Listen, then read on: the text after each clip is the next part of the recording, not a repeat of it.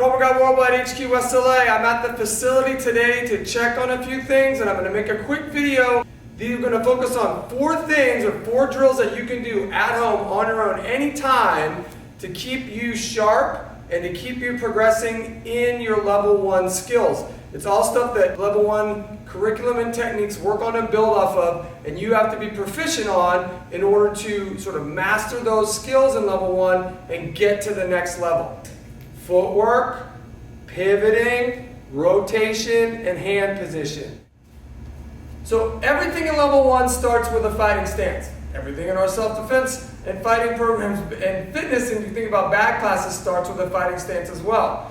A lot of times in self-defense we think about being at a disadvantage because we're not in a fighting stance right away, but I'm thinking about getting into my fighting stance, and you level 1 students, you've probably heard this before. I take 1 step forward, and I always tell people to think about my back heel is going to come up off the mat, my knees have a little bend, okay? So working from the ground up, something that you're going to have to master and have to become proficient with. Footwork, real easy footwork drill you guys can do, just moving in a box and moving on diagonals. So what I teach students every time I teach level 1 is that when you're moving in your fighting stance, you're going to initiate that movement with the foot that's closest to where you want to go. So if where I want to go is forward, my front foot moves and my back foot pushes. If where I want to go is backwards, my back foot moves and my front foot pushes. So I'll often have people think about working just forward, back, left, and right. What that looks like is this. Forward, back, left, right. Forward, back, left, right. And right now my hands don't even have to be up in a fighting stance because I want to focus on my footwork. So I think about forward, back, left, right. And now I can extend this a little bit. All right, if I back up or if I have a larger room to work in, I think about just moving, boom, boom, boom, boom. Forward. I'll go equal number of steps back. I'll go left. I'll work right. I want this movement to become natural. I don't want to think about it, right? I want to think, or I want to be able to perform, make myself move any direction that I can in my fighting stance, any direction that I need to in my fighting stance. Again, we can think about moving on diagonals. So nothing changes about what I do. The foot that's closest to where I want to go is going to be the foot that initiates that movement, even if it's on a diagonal. Diagonal. Right? I'm moving diagonal right. I'm moving diagonally left. Okay? Now, I got to think about starting to pivot. And I'm going to give you 2 examples of how we're pivoting. One that applies to movement and one that applies to combatives. So, right? Again, when I pivot, I'm changing my direction. The foot that's closest to where I want to go is the one that initiates the movement. If I want to turn this way, I'm pivoting on this foot. This is the foot that initiates the movement. Boom. I'm opening with that foot. Boom. Opening with that foot, pivoting on this foot. Boom. Opening with that foot, pivoting on this foot. Opening, pivoting. Alright? I can reverse it. If I want to turn this way, this is the foot that has to move. This is the one that I pivot on. Here. And right back. Here. And right back.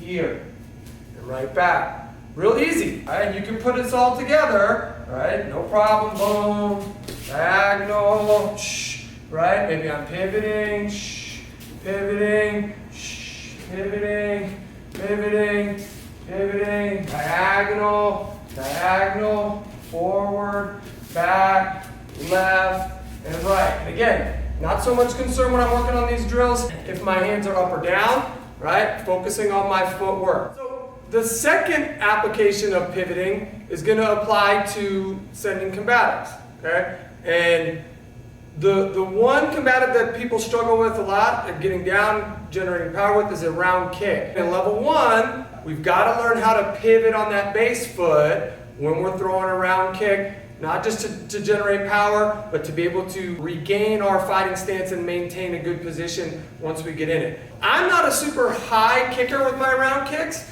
Guys like Oscar or Kyle Hughley, those guys are really great kickers and they kick you in the head, kick pretty much anywhere. But one thing that really helped me develop my round kick and work on my pivoting was a little drill that I learned. And I've had the luxury today, since I'm at the training center, of having these pads to work with, but you can do this with a chair or anything that has just a little bit of height to it. And it doesn't have to be a real challenging height to start, just working on the movement. But all I'm going to do, so I'm thinking about working my rear leg round kick. My forward leg is going to make the pivot. I'm going to bring my knee up and just pivot all the way around. Right? Make sure my knee is clearing whatever that little obstacle is here. So I bring my knee up first. Right, let me do it from this side. I'm going to bring my knee up first. Then I turn this base foot. I'm a little bit staggered here, but I think you guys can get it. So my knee comes up. Then I'm bringing that leg all the way over. And all of that pivoting has to come from that bottom foot. And even if it looks a little sloppy, right, you're just working, clearing that obstacle and coming all the way around. The more flexible you get in your hips, right, and the sort of more used to this movement you get, the more you can bring that chin up, and that's going to be the striking surface.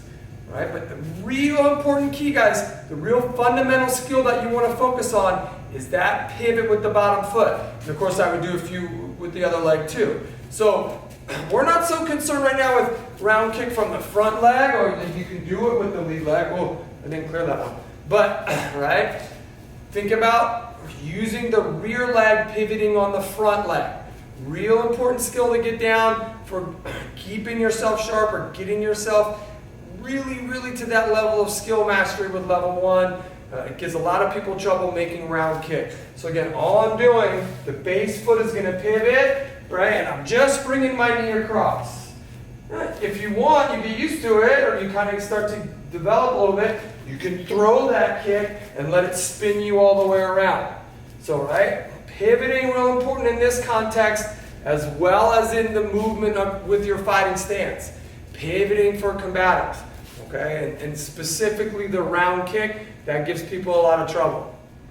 Footwork, right? Basic footwork from your fighting stance. Pivoting, as it applies to changing directions in your fighting stance, as well as generating power in combatives like round kick. Rotating. All of our level 1 strikes that you use with your hands, straight punch, palm heel strike, hammer fist, they're all going to involve that hip and shoulder rotation.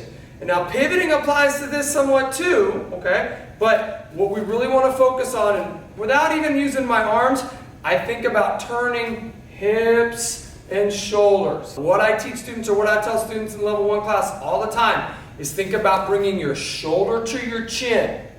Your shoulder to your chin. And if I think about it that way, then I have to. Watch what my foot does if I bring my left shoulder to my left, or excuse me, to the left side of my chin.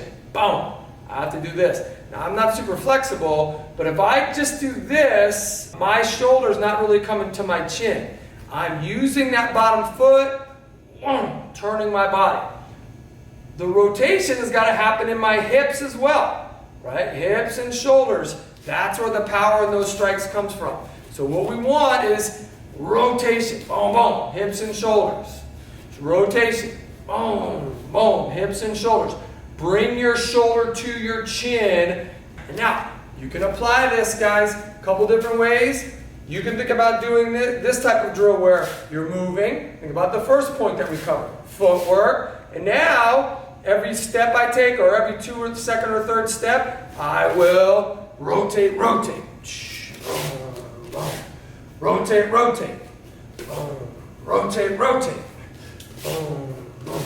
Rotate. And I don't have to be thinking about any specific combative, right?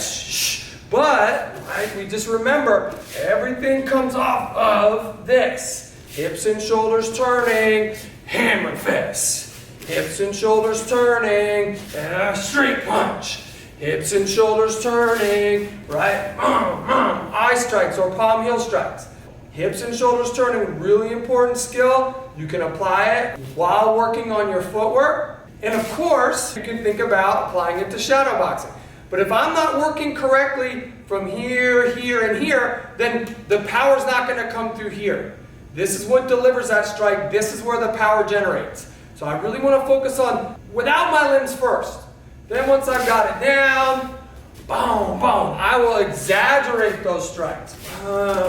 Right? I will exaggerate those strikes. Boom, boom. When I'm thinking about working on my own, I'm doing more rotation, thinking about a little bit more than I really think I need to, because I want to emphasize, I want to really hit that power in my hips and shoulders turning. That would be the last stage that you build to. Make sure all of this stuff is working correct. All those level 1 strikes, power that we generate from them comes from hips and shoulders turning, and that comes from having a good base and being able to pivot as well. Footwork, pivoting, rotating. And the last thing that guys that you want to stress, and as you're building those skills in level 1 and little things that you can add into your training on your own, hand position.